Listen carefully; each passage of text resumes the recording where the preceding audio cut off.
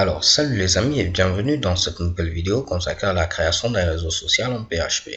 Alors, dans cette vidéo, qu'est-ce que nous allons faire? Nous allons nous intéresser à l'activation du compte de l'utilisateur. Pour l'instant, si je viens à ce niveau et que je mets par exemple Honoré Unwanu comme pseudonyme à ce niveau Mercury Series, comme adresse email, on va mettre mercuryseries@gmail.com. En mot de passe 1, 2, 3, 4, 5, 6 et 1, 2, 3, 4, 5, 6. Ok, donc là c'est .com. Si je valide, vu qu'il n'y a aucun problème, je vais être redirigé vers la page d'accueil et on aura comme message mail d'activation envoyé. Et au niveau de ce mail d'activation qui sera envoyé, je vais recevoir ici un lien qui va me permettre d'activer mon compte. Ok, donc si vous vous rappelez, si je viens au niveau ici de activation.tmpl.php qui se trouve au niveau du dossier templates, au niveau du sous-dossier emails, on avait ici ce lien qui nous permettait d'activer le compte de l'utilisateur. Donc il était sous la forme l'adresse de notre fameux site web /activation.php et ensuite on avait ici nos différents paramètres, le P qui va permettre ici de recueillir le pseudonyme de l'utilisateur et ensuite on avait le token qui n'était rien d'autre que quoi à ce niveau-là, c'était ici le pseudonyme qu'on avait concaténé à l'adresse email, qu'on avait concaténé au mot de passe et ensuite on a haché le tout. Alors ce qu'on va faire c'est quoi? Bien avant d'envoyer ici un mail d'activation à l'utilisateur, on va enregistrer ces informations au niveau de la base de données. Ok, si vous vous rappelez, donc je vais rapidement ouvrir ici ma console et essayer de voir la structure de notre fameuse tab users. Donc je mets ici mysql-u root, j'ai pas besoin de préciser le mot de passe. Je vais utiliser la base de données boom et ensuite je peux faire un petit describe de users histoire de voir la structure de ma table. Donc j'ai ici ID, ensuite name, ensuite pseudo, ensuite email, ensuite password et également active qui a comme valeur par défaut 0. Ok, donc ce que je vais faire c'est enregistrer toutes les informations de l'utilisateur, ici le name, le pseudonyme, l'email et le password, pas l'ID puisque l'ID sera auto-increment, donc la valeur sera automatique. Et vu qu'on a mis ici la valeur au niveau de active à 0 par défaut, il n'y aura pas de souci. Maintenant, une fois que l'utilisateur clique sur le lien d'activation, on va vérifier que le token est valide, de même que le pseudonyme. Et ensuite, si tout est bon, on pourra maintenant activer son compte. On va mettre au niveau maintenant de active comme valeur ici 1. Ce que je vais faire, c'est ajouter un nouveau champ. Ok, ce champ va s'appeler ici created at, qui va nous permettre de savoir quand est-ce que nous avons créé le compte de notre utilisateur. Ensuite, plus tard, on pourra faire des petits scripts qui vont permettre de rendre notre table un peu plus propre. C'est-à-dire, par exemple, on pourra venir au niveau de la table users. On va supprimer toutes les entrées qui ont atteint maintenant une durée de plus d'un mois et le champ actif est toujours à 0. Si on a maintenant un mois, l'utilisateur n'a toujours pas activé son compte, on va considérer qu'il ne veut pas l'activer. On va supprimer ici l'entrée au niveau de la table. Ok, donc pour ajouter ici le fameux champ created at, je vais faire ici alter table pour dire que je veux altérer une table, la modifier. C'est la table users. Je vais ajouter un champ, donc je mets ici add column. Le champ que je vais ajouter, ce sera ici created at et ce sera tout simplement un champ de type date. Ok, vous pouvez mettre ici datetime, on va mettre ici datetime, pas de problème. Et de même, on va rajouter une valeur par défaut, ce sera ici now pour dire que tu prends la date et l'heure actuelle. Ok, donc là, si je mets un petit point virgule à la fin et que je valide, vous voyez que je n'ai aucun problème. Et maintenant, si je tape describe users, checkable, j'ai maintenant un champ created at. Ici, le type c'est datetime et la valeur par défaut ici c'est now, donc le timestamp courant. Donc là, si je reviens au niveau de mon script, après avoir envoyé le mail ou bien avant, tout dépend de vous, je vais maintenant ici enregistrer les informations de l'utilisateur au niveau de la base de données, donc avant de le rediriger. Pour ce faire, si vous vous souvenez, on a notre fameux DB qui correspond ici à notre fameuse base de données. Donc si je reviens au niveau ici de config, ensuite database.php, vous voyez que j'ai accès à DB. Et vu qu'au niveau ici de register, je vais tenter de remonter tout juste en haut, j'ai inclus ici ce fichier database.php. Donc j'aurai accès à ma variable $db. Donc je vais faire une requête préparée. Donc je mets ici $db prepare. Et ce sera une requête que je vais enregistrer au niveau de $Q comme ici query. Je n'oublie pas de mettre un point virgule. Donc ce qu'on va faire, on va insérer au niveau de la table users. Donc quelles sont les informations? On aura ici name, pseudo, email, password. Donc les autres valeurs sont automatiques, ID c'est automatique, active on a une valeur par défaut, created at on a une valeur par défaut. Donc je vais m'intéresser à name, pseudo, email, password. Donc je viens à ce niveau, je vais dire je vais modifier le name. Ensuite le pseudonyme, après l'email et pour terminer le password. Donc password. Quelles sont les valeurs qu'on va mettre? Donc je vais essayer d'avoir quelque chose de vraiment propre. Donc je mets ici values. Au niveau ici de name, je vais utiliser ici les paramètres nommés. Donc je mets ici 2.name. Ensuite je mets également 2.pseudo. Je mets ici 2.email et pour terminer 2.password. Donc là j'ai utilisé les paramètres nommés. Ensuite il faudra dire ce 2.name correspond à quoi, ce 2.pseudo, ainsi de suite. Donc je vais exécuter maintenant ma requête. Donc je mets ici $Q, execute. Ce sera ici un tableau qui sera pris en paramètre et au niveau de ce tableau, je vais dire quoi? Je vais dire premièrement ici, le name, mon gars, il correspond tout simplement ici à... Donc ce name, il correspond tout simplement à $name parce que j'ai fait un petit extract de $post. Pour avoir accès maintenant au pseudonyme, ce sera $pseudo, ainsi de suite. Donc ici, je vais mettre ici name correspond à $name.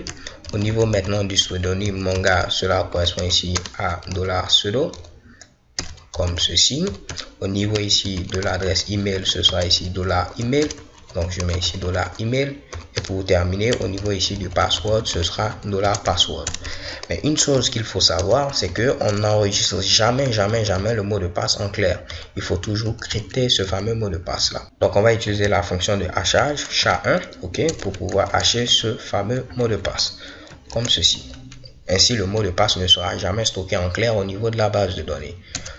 Donc cette fois-ci, bien avant ici de rediriger l'utilisateur, après lui avoir envoyé le mail, on stocke les informations maintenant en base de données. Vérifions que tout fonctionne. Je vais cliquer sur inscription. Ensuite, au niveau du nom, encore, on va mettre Honoré. Bon, pourquoi pas, je vais compléter Honoré Onouanou. Le pseudonyme, je mets ici Mercury Series. À ce niveau, au niveau de l'adresse email, ce sera mercuryseries@gmail.com. Ensuite, je pourrais mettre 1, 2, 3, 4, 5, 6 et 1, 2, 3, 4, 5, 6. Je clique maintenant sur inscription. Vous voyez que ça mouline. Cela correspond à l'envoi ici du fameux mail. Vu qu'on est en local, cela prend un peu de temps. Donc le mail est bel et bien envoyé. On a mail d'activation envoyé. Vérifions que maintenant les informations sont stockées en base de données. Je vais faire ici Select All pour dire sélectionne-moi tout ce que tu vas trouver au niveau ici de la table Users. Je valide. Et qu'est-ce que vous voyez? J'ai maintenant ici Name. Et comme nom, c'est Honoré Onouanou, l'ID est automatique comme je vous le disais. Ensuite, pour le pseudonyme, c'est Mercury Series. Pour l'adresse email, c'est mercuryseries@gmail.com. Pour le mot de passe, il a été haché. Pour le champ actif, par défaut, il est égal à 0. Et pour created at, ici, on a la date et l'heure actuelle. OK? Donc, nous sommes le 11/9e mois 2014 et il est 18h05 à ce niveau-là. OK? Donc, pas de souci, tout fonctionne à la perfection. Ce qu'il faudra faire maintenant, c'est aller voir comment activer le compte de l'utilisateur. Donc ce que je vais faire, c'est me rendre au niveau de ma boîte mail et récupérer le lien d'activation. Donc là, chez Kebam, voici ici le lien d'activation. J'ai localhost /activation.php. Le pseudonyme, c'est ici Mercury Series. Et ici, le token, c'est mon pseudonyme concaténé à mon adresse email, concaténé à mon mot de passe qui a été haché. Donc ce qu'il faudra faire, c'est créer ce fichier activation.php qui va nous permettre d'activer le compte de l'utilisateur. Donc je viens à ce niveau, je vais créer un nouveau fichier, donc je fais new php file et je vais l'appeler activation, comme ceci, .php. Alors ce qu'on va faire premièrement, c'est vérifier est-ce que ici Mercury Series existe, donc est-ce que le pseudonyme existe. Ok, donc je vais venir à ce niveau, tout ce que j'aurai à faire, c'est mettre if not empty $getP. Ok, donc ce sera ici $getP. De plus, on va vérifier au niveau de la base de données est-ce qu'il existe un utilisateur qui a ce pseudonyme là. Si vous vous rappelez, on a déjà créé une fonction qui a pour nom ici is already in use. Cette fonction prend 3 paramètres, le champ, la valeur et ensuite la table. Donc je pourrais utiliser cette même fonction. Mais pour ce faire, il faudra inclure le fichier ici functions.php. Donc je vais dire require, s'il te plaît mon gars, tu vas entrer dans le dossier includes et tu vas inclure le fichier functions.php. Donc on pourra maintenant utiliser notre fonction. Donc je vais mettre ici is already comme ceci in use. Je vérifie que c'est le bon nom, is already in use. Ok, donc en premier paramètre, je dois donner ici le champ, c'est ici le champ pseudo. La valeur, c'est tout simplement $getP. Donc je copie ceci et je le mets à ce niveau là et la table, ce sera la table users. Donc si $getP existe, et que ce pseudonyme existe également au niveau de la base de données, alors là, on continue. Dans le cas contraire, l'utilisateur veut un tout petit peu jouer avec nous. Donc, ce qu'on va faire, on va faire redirect, le rediriger vers la page d'accueil. Donc, je fais ici redirect index.php. Moins on en dit, mieux c'est. Ok? Donc, si je viens à ce niveau et que je tente de modifier le pseudonyme, je mets un faux pseudonyme et que je valide. Donc, lorsque je valide, vous voyez qu'on a ce résultat-là. Il ne connaît pas la fameuse méthode prepare. Ok? Donc, c'est parce qu'on n'a pas inclus le fichier qui permet de se connecter à la base de données. Donc, de la même manière, je vais venir mettre ici require. Tu vas entrer dans le dossier config et tu vas inclure le fichier database.php. Je reviens à ce niveau, je tente d'actualiser. Est-ce qu'on a toujours une erreur? Et là, on n'a plus d'erreur. Vous voyez qu'on est redirigé automatiquement vers la page d'accueil parce qu'aucun utilisateur n'a ce pseudonyme-là. Par contre, si je laisse maintenant mes query series, donc je ne modifie pas ce pseudonyme, il existe bel et bien en base de données, on n'est pas redirigé. Ok, donc tout ce que j'aurai à faire, c'est faire quoi? C'est récupérer maintenant toutes les informations au niveau de la base de données sur cet utilisateur-là, notamment son adresse email et son mot de passe, ce qui va me permettre après de prendre le pseudonyme, le concaténer à l'adresse email, puis au mot de passe et le hasher, et je pourrai maintenant comparer ce Mitsubishi au fameux token qui est présent à ce niveau-là. Donc pour me faciliter un petit peu la tâche, je vais mettre $getPay au niveau ici d'une variable que je vais appeler ici $pseudo. Donc je mets ici $getPay. De même, je vais récupérer le token en mettant ici $get comme ceci et je rajoute ici token. Parfait. Donc comme vous pouvez le voir, je dois également vérifier à ce niveau-là que $token existe et qu'il n'est pas vide. Donc je vais mettre ici not empty également de $token. Donc not empty. Parfait, comme ceci, et je referme ici ce Mitsubishi là. Pour permettre d'avoir quelque chose qui est beaucoup plus lisible, on peut essayer de décaler ceci et avoir quelque chose de ce genre là. Donc libre à vous de pouvoir le placer comme vous le souhaitez. Donc au niveau de $pseudo, j'ai le pseudonyme, et au niveau de $token, j'ai ici le token. Tout ce que j'aurai à faire, c'est faire une nouvelle requête. Donc je mets ici $db puisque j'ai accès maintenant à ma base de données. Ce sera une requête préparée. Sélectionne-moi tout simplement l'adresse email et également le mot de passe de l'utilisateur où le fameux pseudonyme est égal ici au pseudonyme que nous avons récupéré. Je pourrais maintenant exécuter ma requête en mettant $execute, et au niveau de ce Mitsubishi, le premier paramètre ce sera tout simplement $pseudo et ce sera l'unique paramètre. Si je veux avoir les informations que je vais mettre au niveau ici de $data, je n'aurai qu'à mettre ici $q comme ceci, fetch. J'aimerais avoir les informations sous forme d'objet, donc je mets ici PDO fetch obj. Ok. Ainsi, je pourrais récupérer mes informations en mettant par exemple $data comme ceci, email, $data, password, ainsi de suite. Donc, on va faire un petit test. Je vais faire un petit die seulement de $data email, histoire de voir que je récupère l'adresse email de l'utilisateur. Et vous voyez que j'ai une erreur. Pourquoi? On va le voir. Sélectionner l'adresse email, le mot de passe. Je n'ai pas précisé la table. Depuis la table users, où maintenant ici le pseudonyme est égal à ce qu'on aura récupéré. Je reviens à ce niveau, j'actualise. Et chez Kebam, vous voyez que je récupère bel et bien l'adresse email. De même, si je veux avoir accès au mot de passe qui est pour l'instant haché, donc je mets ici password. Je viens à ce niveau-là, je tente d'actualiser. Vous voyez que j'ai bel et bien le mot de passe haché. Donc là, comme je viens de le voir, on aura un petit problème. Pourquoi? Parce qu'au niveau de register.php, le mot de passe qu'on avait utilisé, il n'était pas haché à ce niveau-là. Ok?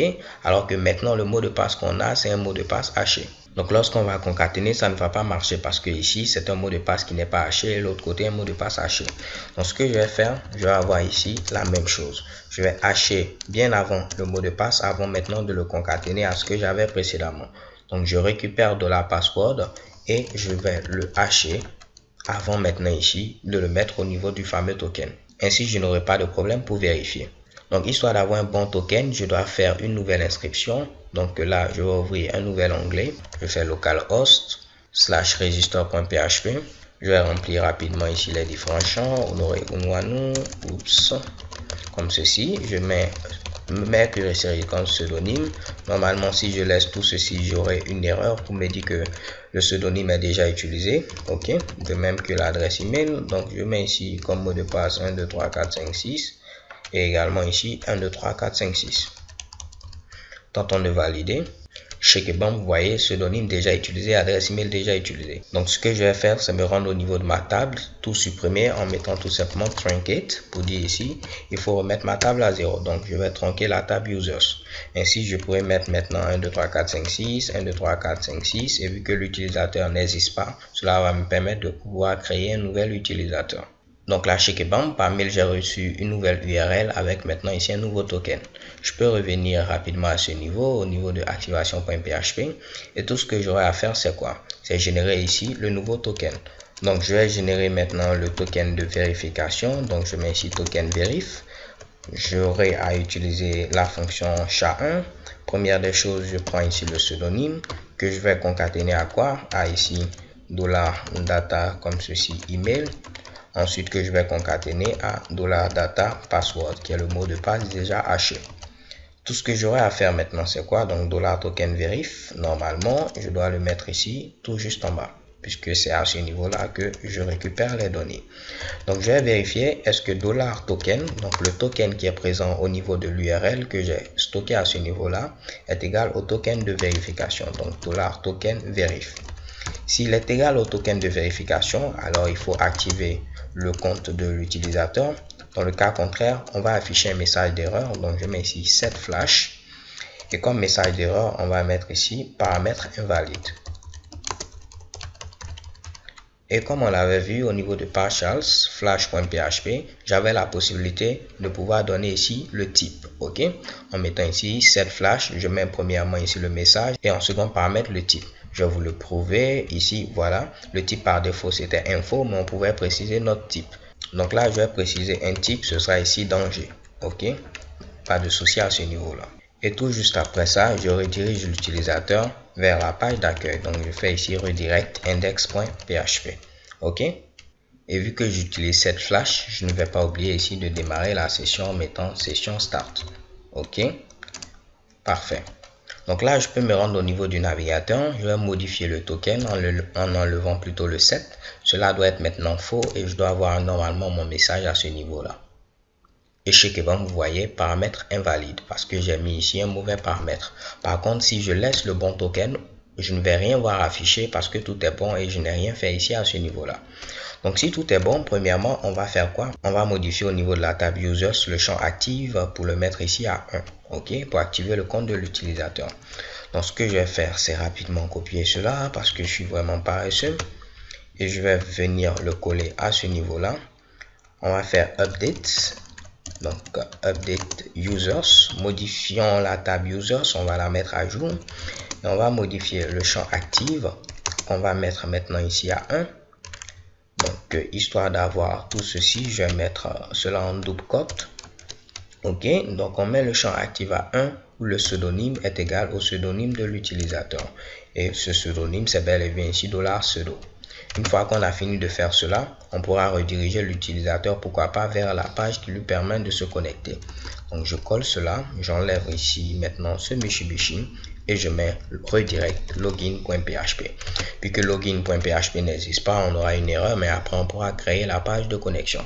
Donc, je viens à ce niveau.